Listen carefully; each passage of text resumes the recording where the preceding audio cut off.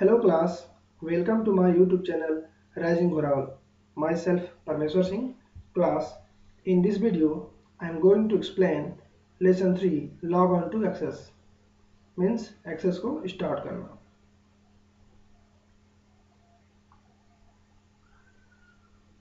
A database is an organized way of storing information. यानी database क्या होता है? डेटा को या इंफॉर्मेशन को एक ऑर्गेनाइज्ड तरीके में रखा जाता है.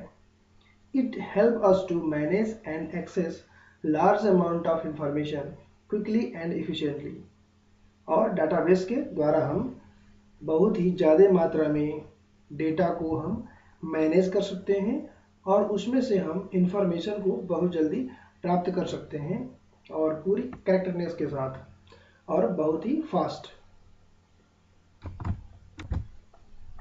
तो सबसे पहले समझते हैं डेटाबेस होता क्या है. क्लास, आप सभी लोगों का आधार कार्ड तो बना ही होगा.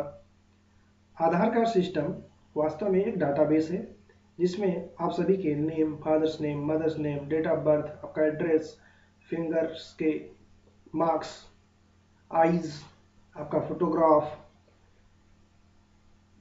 ये इंफॉर्मेशंस, ये जो डेटा है आपका वह आधार कार्ड की डेटाबेस में फीड किया हुआ है और ऐसा मैनेज उसे किया गया है कि उसमें से हम जब भी चाहते हैं किसी भी इंफॉर्मेशन को एक्सेस कर सकते हैं. आपका आधार कार्ड नंबर एंटर करेंगे और आपका पूरा इंफॉर्मेशन किसी भी व्यक्ति को मिल जाएगा जो भी आधार कार्ड सिस्टम से ऑथराइज्ड होगा उसको कि आपका नेम क्या है, फादर नेम क्या है, मदर नेम क्या है. ओके, जैसे कोई व्यक्ति कुछ क्राइम करता है या फिर कोई रूल्स का वायलेशन करता है तो गवर्नमेंट को अगर उसके फिंगरप्रिंट्स मिल गए या उसका आधार कार्ड नंबर मिल गया या उसका फोटोग्राफ मिल गया तो वह बहुत ही फास्ट तरीके से उसके बारे में इंफॉर्मेशन को प्राप्त कर सकती है. ओके, इसी तरह से आप अपने बैंकिंग सिस्टम को समझिए. एक बैंक के बहुत सारे ब्रांचेज होते हैं तो हर ब्रांच के पास डेटाबेस नहीं होता है. डेटाबेस एक जगह पर कहीं पर एक सेंट्रलाइज प्लेस होगा, वहाँ पे उसका बैंक का सर्वर होगा और उसी सर्वर में सभी जितने भी ब्रांचेज हैं उनके जितने भी कस्टमर्स हैं सभी का इंफॉर्मेशन एक ही डेटाबेस में रखा हुआ होता है जिससे वह कस्टमर किसी भी ब्रांच से कहीं से भी उस डेटा को एक्सेस कर पाता है. जैसे मान लीजिए आपका इलाहाबाद बैंक में अकाउंट है और आपका जो रिकॉर्ड है वह इलाहाबाद बैंक के डेटाबेस में स्टोर्ड है. आपके अकाउंट में मान लीजिए 5,000 रुपये है तो आप अगर आप 5,000 रुपीज़ आप ब्रांच पे जाकर निकाल लिए और फिर आप चाहें कि हम जाके एटीएम से फिर 5,000 निकाल लें, ओके, तो आप ऐसा नहीं कर पाएंगे. क्यों? क्योंकि आपका जो ब्रांच है वो आपको आपके अकाउंट से पैसा को रिड्यूस कर देगा. अगर डेटाबेस आपके ब्रांच के पास होता तो एटीएम को अपडेट कहाँ से मिलता? एटीएम को अपडेट न मिल पाता. लेकिन जो आपका डेटाबेस है वो सेंट्रलाइज है. आपका जो ब्रांच है, जैसे आप फेसबुक लॉगिन करते हैं उसी तरह से आपका जो ब्रांच है वह उस बैंक की साइट पे लॉगिन करता है, आपके अकाउंट को एक्सेस करता है और वहाँ से आपका जो पैसा है वो कट करता है और फिर आपको जो है कि मनी, हार्ड मनी आपको प्रोवाइड करता है. और यही कार्य करता है आपका एटीएम. जैसे ही आप एटीएम में कार्ड लगाते हैं, एटीएम आपके बैंक के सर्वर में लॉगिन करता है, वहाँ से आपका अमाउंट रिड्यूस करता है और फिर आपको हार्ड मनी प्रोवाइड करता है. तो ये डेटाबेस के एग्जांपल है आपके रियल लाइफ में. तो आप समझ गए होंगे. और अगर आप छोटे डेटाबेस की बात करें तो आपके स्कूल में आप सभी का रिकॉर्ड रखा गया है तो एक प्रकार से ये भी डेटाबेस है.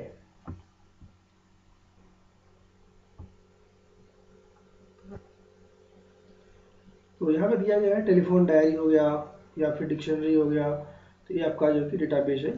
बट आप स्कूल को समझिए. स्कूल में आपकी पूरी इन्फॉर्मेशन है, आपका नेम क्या है, फादर नेम क्या है, मदर नेम क्या है, एड्रेस क्या है, मोबाइल नंबर क्या है, ओके, आपने क्लास में कितने मार्क्स पाए हैं.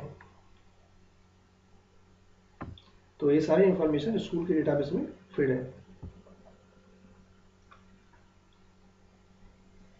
It is very difficult to maintain a database manually when there are hundreds and thousands of records, as the chances of committing errors increase. यानी अगर कई सारे थाउजेंड्स या फिर हंड्रेड्स आपको डेटाबेस मैनेज करने हो, इतने पीपल्स के डेटा को मैनेज करना हो, तो बहुत ही डिफिकल्ट हो सकता था। आप इमेजिन कर सकते हैं जो बैंकिंग सिस्टम है, बैंकिंग सिस्टम आज जितने कस्टमर को डील करवा रहे हैं वह केवल डेटाबेस और इंटरनेट की वजह से कर पा रहे हैं। अगर डेटाबेस ना होता, इंटरनेट ना होता, तो इतने सारे कस्टमरों को मैनेज करवाना बैंकों के लिए एक असंभव सा कार्य हो जाता। ओके, तो डेटाबेस वास्तव में दुनिया की सबसे बड़ी प्रॉब्लम है, डेटाबेस को मैनेज करना। तो जो डेटाबेस को जितना एक्सपर्ट तरीके से मैनेज करता है, ऐसे एम्प्लॉय की सैलरी भी बहुत ज़्यादा होती है।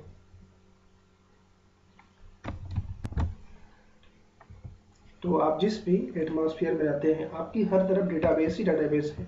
फेसबुक का डेटाबेस है, व्हाट्सएप का डेटाबेस है, यूट्यूब का डेटाबेस है, गूगल का डेटाबेस है, याहू का डेटाबेस है। तो हर किसी का डेटाबेस है। तो डेटा मैनेज करना ही इस समय पर सारे वर्ल्ड्स की प्रॉब्लम है, डेटा को कितना प्रॉपर तरीके से मैनेज किया जाए जिससे कि उसको बहुत ही इफिशिएंटली उसमें से निकाला जा सके, उसको एडिट किया जा सके। ओके, तो computerise record keeping system is a collection of program, यानी इसमें बहुत सारे प्रोग्राम्स का यूज किया जाता है जिससे कि हम डेटा को स्टोर कर सकें, मॉडिफाई कर सकें, उसमें से इंफॉर्मेशन को निकाल सकें और डेटाबेस के बीच में रिलेशन भी हम क्रिएट कर सकें। तो इस तरह के डेटाबेस को कहते हैं रिलेशनल डेटाबेस।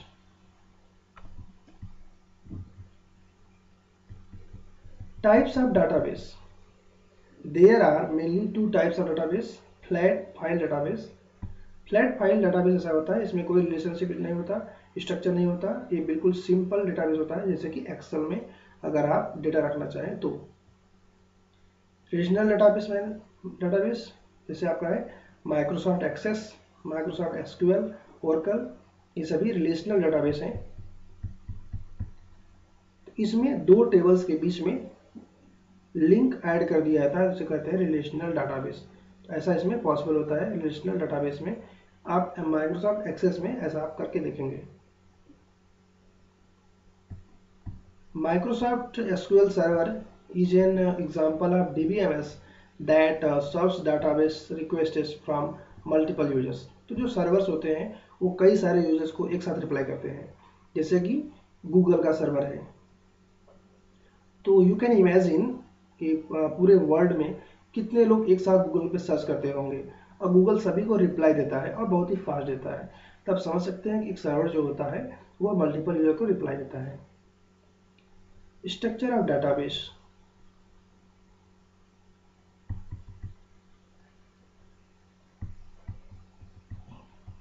तो डेटाबेस का सबसे मेन जो बिल्डिंग ब्लॉक है वो है आपका टेबल। टेबल में ही हम डेटा को फील्ड्स और रिकॉर्ड्स के रूप में सेव करते हैं, यानी इसमें रो और कॉलम में डेटा को सेव किया जाता है। जो कॉलम होता है उसे कहते हैं फील्ड्स और जो रो होता है उसे कहते हैं रिकॉर्ड। ओके, डेटा क्या होता है, कोई एक वैल्यू, जैसे कि किसी का नाम हो गया, किसी का रोल नंबर हो गया, ये क्या है, एक डेटा है। ओके, डेटा और इंफॉर्मेशन क्या होता है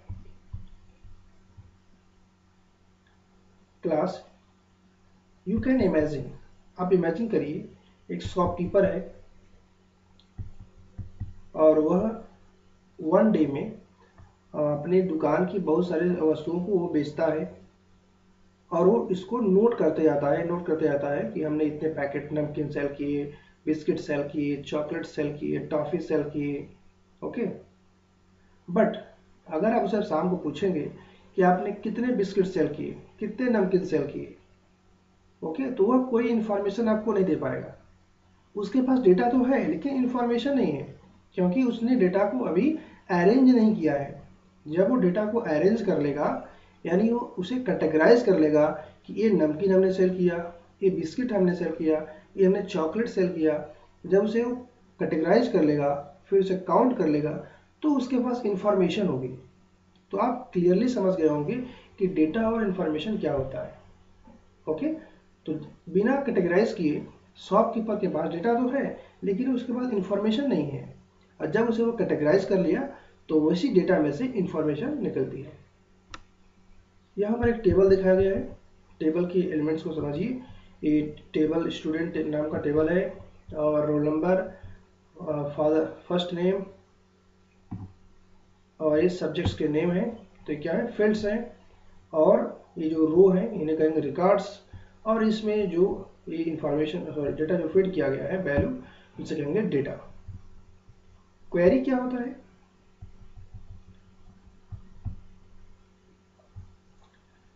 क्वेरी को समझने के लिए आप इमेजिन कर सकते हैं कि एक बहुत बड़ा डेटाबेस है जिसमें आपकी सारी इंफॉर्मेशन रखी गई है, आपके name, father name, mother name, date of birth, okay, आप कौन से स्कूल से पढ़े हुए हैं, आपका फेवरेट सॉन्ग क्या है, तो बहुत सारी इंफॉर्मेशन रखी गई है।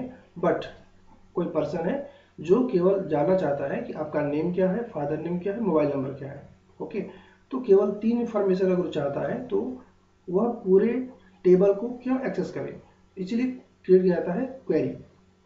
क्वेरी के द्वारा हम टेबल में से कुछ फील्ड्स को सिलेक्ट करके कुछ कंडीशन के आधार पर डेटा को हम देखते हैं, रिकॉर्ड्स को हम देखते हैं, इसे कहते हैं क्वेरी।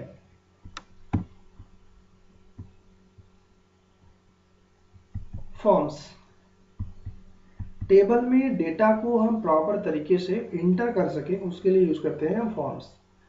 आप ऑनलाइन फॉर्म्स के बारे में आप सुने होंगे, तो जितने भी स्टूडेंट या कोई भी पर्सन ऑनलाइन फॉर्म भरते हैं तो वह जो फॉर्म का रिकॉर्ड होता है वह वास्तव में जाकर के टेबल में ही स्टोर होता है सर्वर पर।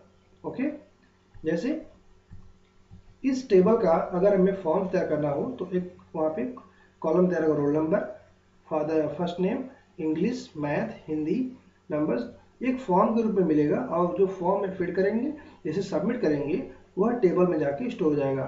तो वास्तव में जो फॉर्म है वो टेबल में डेटा एंट्री को फास्ट बनाने और इजी बनाने के लिए यूज किया जाता है। रिपोर्ट, रिपोर्ट का हम यूज करते हैं डेटा को टेबल में से या क्वेरी में से प्रिंट करने के लिए हम रिपोर्ट का यूज करते हैं। What is Microsoft Access? Microsoft Access is the most popular and powerful RDBMS यानी रिलेशनल डाटाबेस मैनेजमेंट सिस्टम है, और बहुत ही पॉपुलर है। माइक्रोसॉफ्ट कंपनी के द्वारा इसे बिल्ड किया गया है। Okay, it is use to organise manipulate data, यानी डेटा को इसमें आप ऑर्गेनाइज कर सकते हैं और इसे मैनिपुलेट भी कर सकते हैं। इसमें टेबल है, फॉर्म है, क्वेरी है, और आप डेटा का इसमें रिलेशन भी आप ऐड कर सकते हैं। Some other popular RDBMS, Sybase, Oracle, SQL, ये सभी पॉपुलर RDBMS हैं।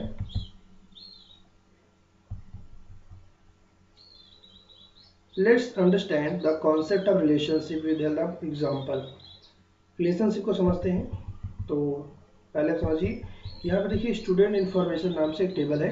यहाँ पे roll number, first name, father name, address, telephone number और डेट ऑफ बर्थ यहाँ पे फिट किया गया है।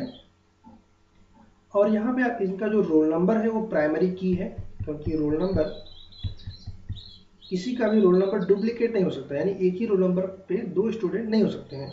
2 स्टूडेंट का नाम समान हो सकता है बट उनका रोल नंबर जो कि डिफरेंट ही होगा, तो रोल नंबर को हम प्राइमरी की मानते हैं। तो प्राइमरी की क्या होता है? यूनिक आइडेंटिफिकेशन होता है किसी भी रिकॉर्ड का टेबल में।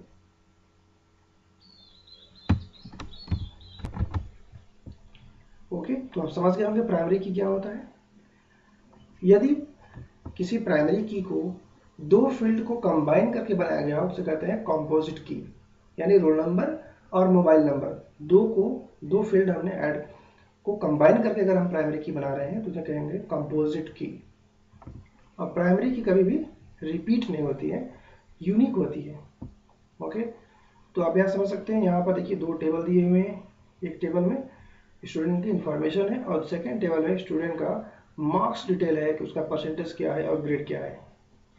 अब इन दोनों टेबल्स के बीच में हम रिलेशन क्रिएट कर सकते हैं इनके प्राइमरी की के आधार पर। ओके, तो रोल नंबर जो यहाँ पे 101 है वो रोल नंबर 101 यहाँ पर भी है, इन दोनों को हम ऐड कर सकते हैं। जब इन दोनों टेबल्स को हम रिलेशनशिप में ऐड कर देंगे तो दोनों की इंफॉर्मेशन को हम यहाँ पे डिस्प्ले कर सकते हैं किसी भी टेबल से।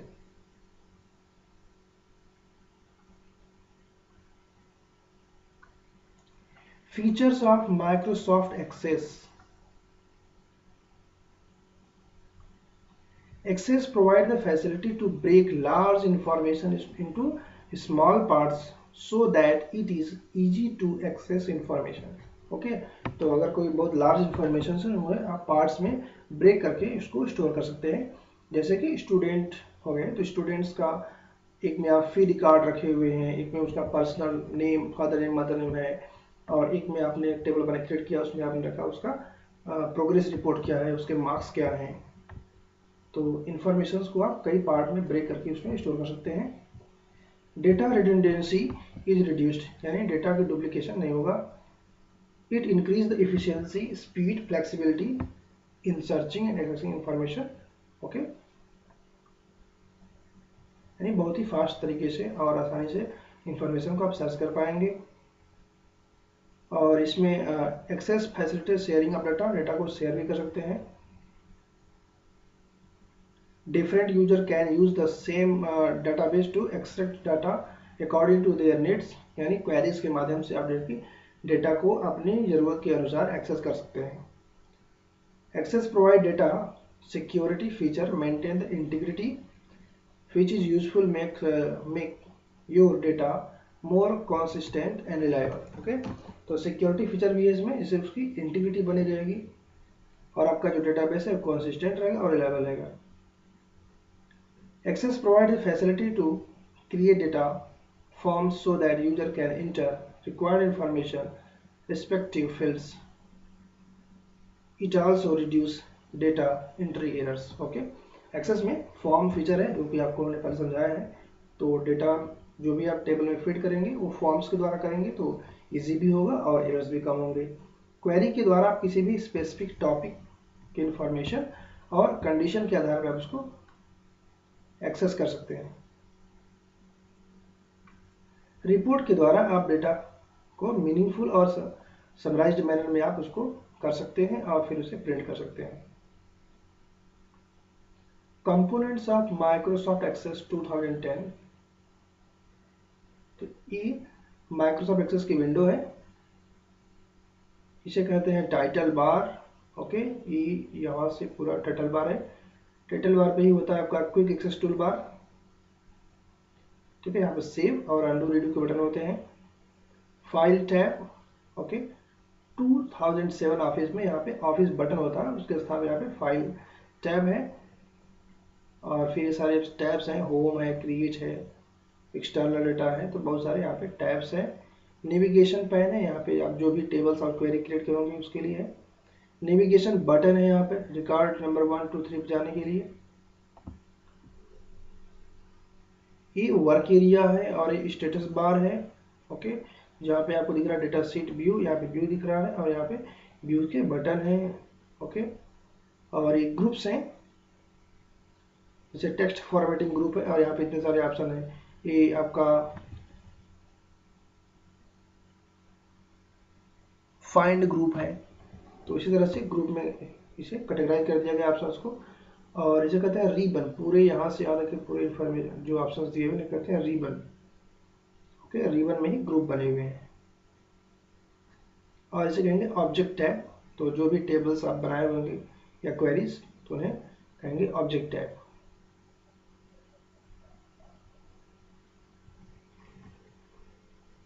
Okay, create a blank database, यानी एक्सेस को ओपन करना।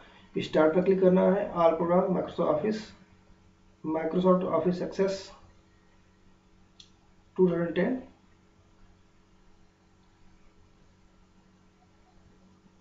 Okay, all programs, and after that Microsoft Office. Okay, I have 2007, not 2010, but different is very rare. Okay, this is the window of Microsoft Access and here is the blank database. यहाँ पे आपको blank database click करने के लिए दिया हुआ option, यहाँ पे क्रिएट पर क्लिक करेंगे, यहाँ पे आप डेटाबेस का नाम लिख सकते हैं। और इफ कुछ टेम्पलेट्स हैं जो कि पहले से ही हैं बट आपको इन्हें डाउनलोड करना होगा। ओके, तो किसी पर भी ऐसे क्लिक कर रहे हैं तो यहाँ पे डाउनलोड का ऑप्शन आ रहा है, तो हमारे सिस्टम में डाउनलोडेड नहीं है तो इसके लिए डाउनलोड करना पड़ेगा। जो अगर आप डाउनलोड कर लेंगे तो आप यहाँ पे आपको प्री डिफाइंड यानी पहले से डिफाइंड किए गए फील्ड्स आपको मिलेंगे, बस आपको डेटा को फीड करना होगा। ओके, फिलहाल हम ब्लैंक डेटाबेस पे क्लिक करते हैं और डेटाबेस नाम आप कुछ भी लिख सकते हैं और फिर क्रिएट पे क्लिक करते हैं।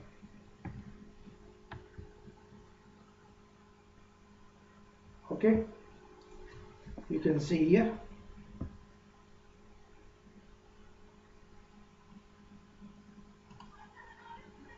the window of the Microsoft Access.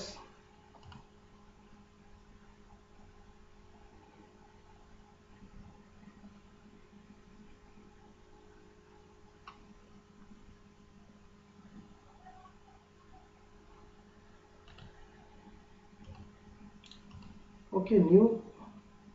Okay, यहाँ पे आप सेव का जो प्लेस है वो आप चेंज कर सकते हैं, कहीं और आपको सेव करना है। तो मैं डाउनलोड सेट कर दिया, देखिए अब डाउनलोड्स आ गया। तो अगर आप सेव का जो पाथ है वो चेंज करना चाहें तो कर सकते हैं।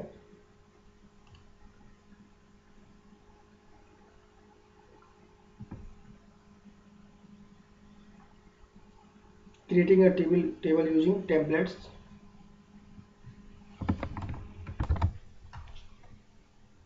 ओके, फाइल टैब पे क्लिक करिए और यहाँ पर देखिए स्टूडेंट टेम्पलेट है, इस पर क्लिक करिए और यहाँ पे क्रिएट लिखा हुआ इस पर क्लिक करिए।